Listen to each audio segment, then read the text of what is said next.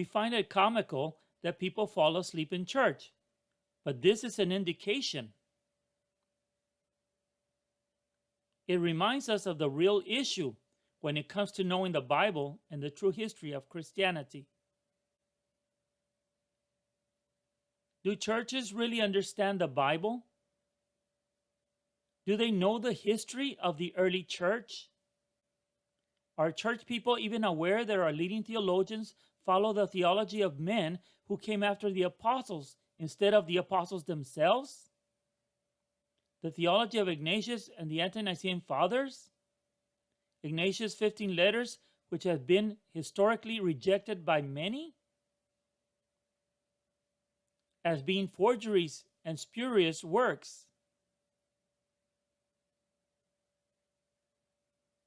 Rejectors include such names as John Calvin and others.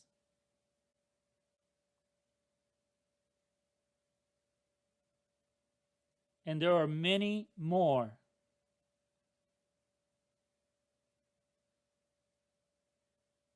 John Milton, in the midst thereof of so many forgeries, when shall we fix to dare say this is Ignatius? Puritan, dismissed all 15 letters in favor of his 3 ancient Syriac copies.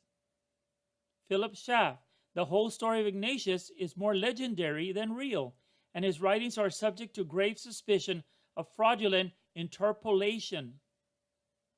This is just Ignatius alone. What about the other Ante-Nicene Fathers? Are their writings credible? Were they really successors to the apostles?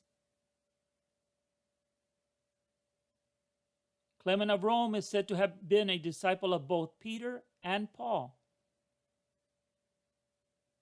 Yet he taught many erroneous things, such as the mystical bird, the phoenix. The apostles of the early church were against myths and fables, philosophy, and more. The phoenix bird would prove to be a most embarrassing revealing of those who were not the true disciples of the apostles. For not only Clement of Rome would reveal his ignorance of sound doctrine, but others would follow. Centuries of believing in this mystical bird would place the Ante-Nicene Fathers in a different category.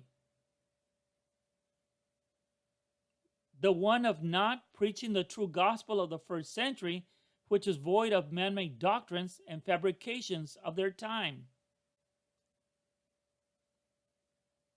Why would the Holy Spirit not reveal to these men their error?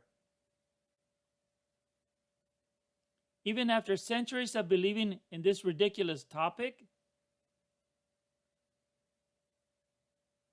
we find the mystical bird, the phoenix, with none other than Tertullian. Again, the phoenix bird is found with Lactantius. An entire section is dedicated to the phoenix bird in the Apostolic Constitutions.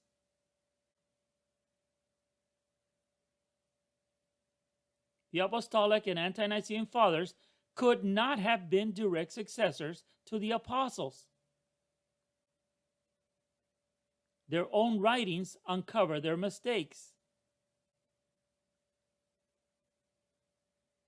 What about the weasel that conceives with its mouth, Barnabas? Or the dove that came out of Polycarp's side? Or that Judas was crushed by a chariot, Papias? That God in loving became feminine, Clement of Alexandria? That philosophy is a preparation for Christianity, Origen? The woman saluting from the sky, Shepherd of Hermas? Never underestimate the power of stupid people in large groups. Theologians think we are stupid since we do not study, especially the writings of the Ante-Nicene Fathers. It's time to wake up from our slumber. Time to return to the Bible and the teachings of the true men of God, the apostles. Time to tell both Catholic and Protestant theologians to go home. We are not falling asleep anymore.